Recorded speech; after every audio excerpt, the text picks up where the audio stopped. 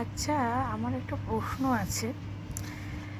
এখন সমস্ত Instagram video বা ফেসবুক ভিডিও বা ইউটিউব ভিডিও সবেতে দেখতে পাই বিয়ে যে ব্যাপারটা, সেখানে এই যে বিয়ের পর, মানে পর বলা ভুল, বিয়েরই শুভদৃষ্টির পর সিঁদুরদান বা মালাবদল যখন হচ্ছে, বর কনে একে অপরকে জড়িয়ে ধরছে, কিস করছে, কপালে করুক, গালে করুক, ঠোঁটে করুক, মুখে করুক, তো করছে, জড়িয়ে ধরছে, কেঁদে ফেলছে, সিঁদুরদানের পর কেঁদে ফেলছে। সিঁদুরদানের পরটা তবু না হয় আমি মেনে নিলাম, ফর ইমোশনাল অ্যাটাচমেন্ট, একটা জীবনের বড় পাওয়া, মেনে নিলাম। বাট এই যে বিয়ের সময় করে সবার সামনে, আমি ভাবি যে মানে এগুলো ঠিক করে? আমি জানি না, জানো তো। আমার এক বন্ধু ছেলে, এই সরি ভাই, বন্ধুর ভাই, ভাই রে ভাই, তাকে ফটোগ্রাফার বলছে বলে সে লিপ কিস করে ছবি তুলেছে। সে ছবি আবার ইনস্টাগ্রামে বা বিভিন্ন জায়গায় সে ইয়েও করেছে, আপলোডও করেছে। ভাই কী এগুলো কেন করে এরা? এরা কে?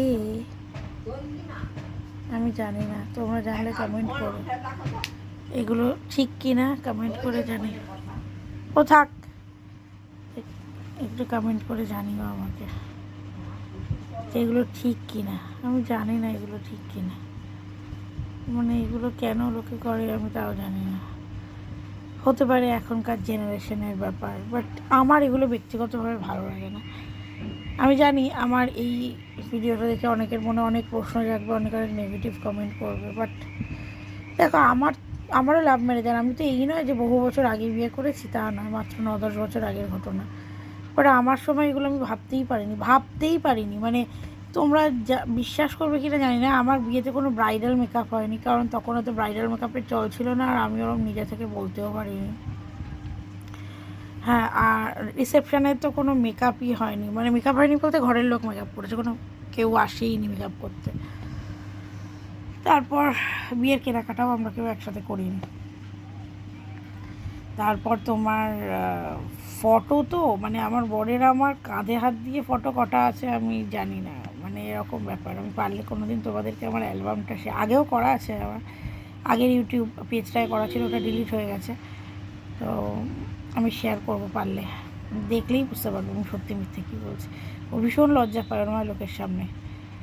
ফুলসজ্জার খাটেও তাই, ফটোগ্রাফার পোজ দিতে বলছে, আমরা ওরকম পোজ দিই। এবার তোমরা বলতে পারো তোমরা লজ্জা পাও বলে, এখনকার জেনারেশানে এটা খুব ন্যাচারাল হতে পারে, বাট আমার মনে হয় কিছু জিনিস প্রাইভেটলি রাখা ভালো। এই আমার যে ইমোশনটা, আমি বিয়ের পর আমার বরকে বা আমার বয়ফ্রেন্ডকে, আমার প্রেমিককে কাছে পাচ্ছি, সেই যে আবেগটা, বা অ্যারেঞ্জ ম্যারেজ হলেও কারুর নতুন মানুষকে চেনার যে আবেগটা, সেটা ছাদনাতলায় 10টা লোকের সামনে না করে, আমি যদি ফুলসজ্জার ঘরে দরজা বন্ধের পর নিরিবিলিতে মাথায় একটা চুমু খেয়ে, কি গালে একটা চুমু খেয়ে, বা আমরা আরও ক্লোজড হই, মানে সেইখানে আবেগটা দেখায়, সেটা আমার মনে হয় অনেক বেটার। আমার মনে হয় আমি একবিংশ শতাব্দীর এত আপডেটেড ভার্সানের যুগের মেয়ে নই বলে হয়তো মনে হয়, আমার যুগে অনেকেরই মনে হয়েছে যে আমার কথা ভুল, বাট আমার মনে হলো আমার কথাটা ঠিক, তো আমি জাস্ট শেয়ার করলাম।